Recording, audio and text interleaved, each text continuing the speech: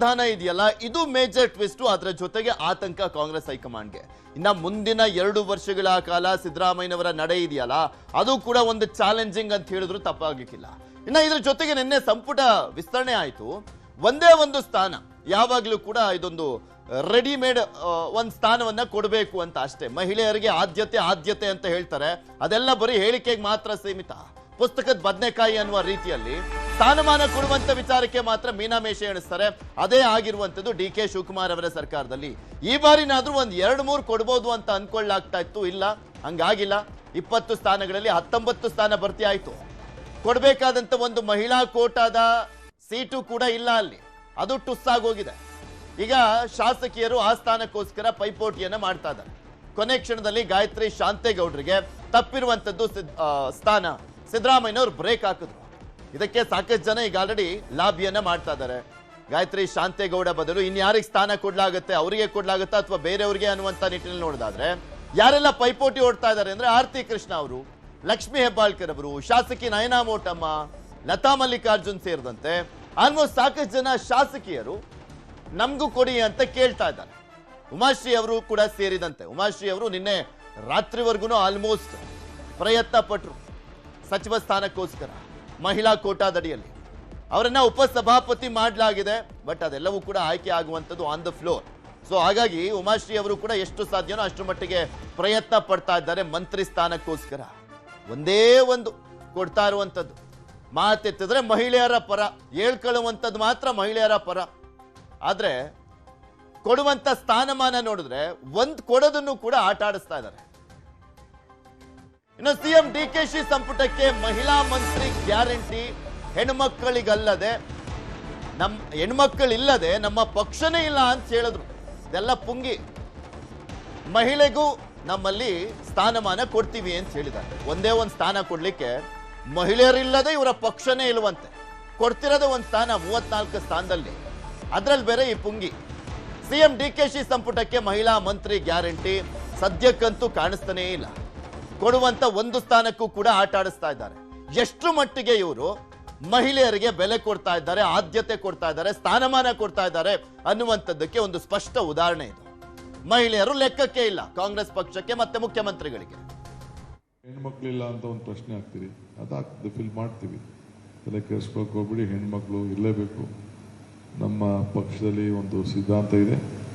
ಮೊದಲು ಒಬ್ಬರು ಹೆಣ್ಮಗಳು ಇದ್ದು, ಈಗ ಡೆಪ್ಯೂಟಿ ಸ್ಪೀಕರ್ ಕೊಟ್ಟಿದ್ದೀವಿ. ಮಂತ್ರಿಗೂ ಮಂಡಲಕ್ಕೂ ನಮ್ಮ ಪಕ್ಷ ಅದಕ್ಕೆ ನನಗೆ ಮಾರ್ಗದರ್ಶನವನ್ನು ಕೊಡ್ತದೆ. ಅದು ಕೆಲವು ಟೆಕ್ನಿಕಲ್ ಇಶ್ಯೂಸ್ ಇದೆ, ನಮ್ಮ ಪಾರ್ಟಿಲಿ ಕೆಲವು ಟೆಕ್ನಿಕಲ್ ಇಶ್ಯೂಸ್ ಇದೆ. ಇನ್ನು ಈಗ ತಾನೇ ಇನ್ನು ಸ್ವೇರಿಂಗ್ ಬೇರೆ ಮಾಡೋದಿದೆ. ಇನ್ನು ನಮ್ಮ ಪಾರ್ಟಿಲಿ ಕೆಲವು ಲೆಕ್ಕಾಚಾರ ಇರ್ತದೆ, ಅದನ್ನು ನಾವು ತೀರ್ಮಾನ ಮಾಡ್ತೀವಿ. ಅದನ್ನು ನಾವು ಬೇಕಾದಷ್ಟು ನಿಮಗೆ ಲಿಸ್ಟ್ ಈಚೆ ಬಂದಿರ್ಬೋದು, ಎಲ್ಲ ಫ್ಯಾಕ್ಸ್ ಮೇಲೆ ಯಾವುದೇ ಹೆಸರುಗಳೆಲ್ಲ ಬಂದಿರ್ಬೋದು.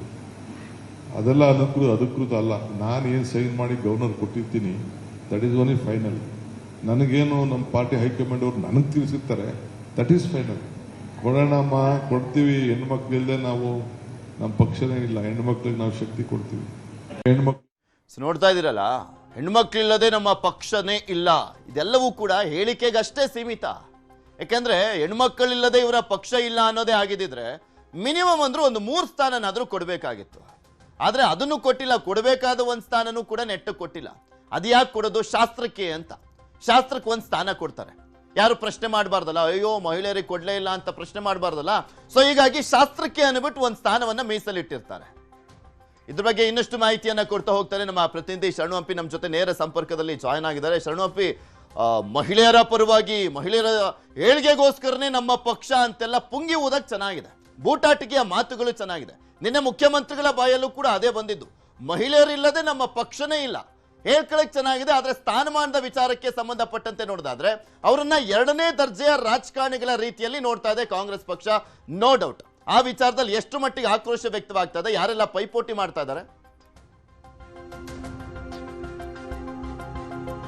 ಖಂಡಿತ ಪೃಥ್ವಿ, ಯಾಕಂದ್ರೆ ನಮ್ಮ ರಾಜ್ಯದಲ್ಲಿರುವಂಥ ಶಾಸಕರು ಮತ್ತು MLCಗಳು ಮಹಿಳಾ ಪ್ರತಿನಿಧಿಗಳನ್ನು ನೋಡ್ತಾ ಹೋದ್ರೆ 10 ಜನ ಬರ್ತಾರೆ. ಸೊ ಇದರಲ್ಲಿ ಒಬ್ಬರಿಗೂ ಕೂಡ ಮೊದಲ ಸಚಿವ ಸಂಪುಟದಲ್ಲೂ ಕೂಡ ಸ್ಥಾನ ಸಿಗಲಿಲ್ಲ. ಇನ್ನು ಎರಡನೇ ಇದರಲ್ಲಿ ಹೆಸರಿದ್ರೂ ಕೂಡ ಕೊನೆ ಕ್ಷಣದಲ್ಲಿ ಅದು ಕೈ ತಪ್ಪಿತು. ಒಂದು ವೇಳೆ ಆ ರೀತಿ ಏನಾದರೂ ಆಗಿದ್ರೆ ಖಂಡಿತವಾಗಿ ಕೂಡ ಅದು ವಿಶ್ವ ದಾಖಲೆ ಆಗ್ತಾ ಇತ್ತು. ಯಾಕಂದರೆ MLC ಆಗಿ ಅವರು ಪ್ರಮಾಣ ವಚನನೇ ಸ್ವೀಕಾರ ಮಾಡಿದ್ದಿಲ್ಲ.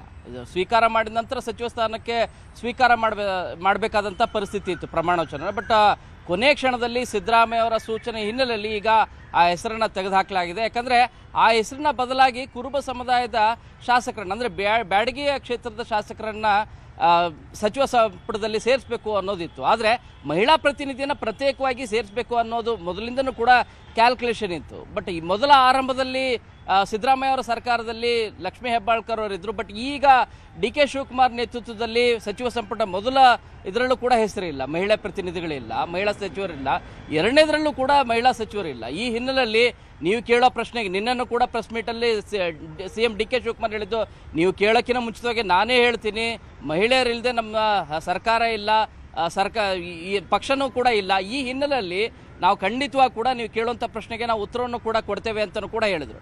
ಸೊ ಈ ಹಿನ್ನೆಲೆಯಲ್ಲಿ ಈಗ ಬಹಳ ಪ್ರಮುಖವಾಗಿ ಒಂದೇ ಒಂದು ಸ್ಥಾನವನ್ನು ಕೂಡ ಕೊಡಲಿಕ್ಕೆ ಹಿಂದು ಮುಂದೆ ಮಾಡ್ತಿರುವಂಥ ಪರಿಸ್ಥಿತಿ ಲಭ್ಯ ಆಗ್ತಾ ಇದೆ. ಹಿನ್ನೆಲೆಯಲ್ಲಿ ಮೊದಲ ಶಾಸಕರಾಗಿ ನಯನಾ ಮೋಟಮ್ಮ ಅಥವಾ ಗುಲ್ಬರ್ಗದಿಂದ ಆಯ್ಕೆ ಆಗಿರುವಂತಹ ಫಾತಿಮಾ, ಇವರಿಬ್ಬರಲ್ಲಿ ಯಾರಿಗಾದರೂ ಒಬ್ರಿಗೆ ಕೊಡ್ತಾರೆ ಅಥವಾ ಸಾಕಷ್ಟು ರೀತಿಯಾದಂಥ ಪ್ರಯತ್ನಗಳನ್ನು ಮತ್ತು ಪ್ರಭಾವವನ್ನು ಕೂಡ ಬಳಸಲಿಕ್ಕೆ ಮುಂದಾಗ್ತಿದ್ದಾರೆ ಲಕ್ಷ್ಮೀ ಹೆಬ್ಬಾಳ್ಕರ್ ಅವರು ಈಗಲೂ ಕೂಡ.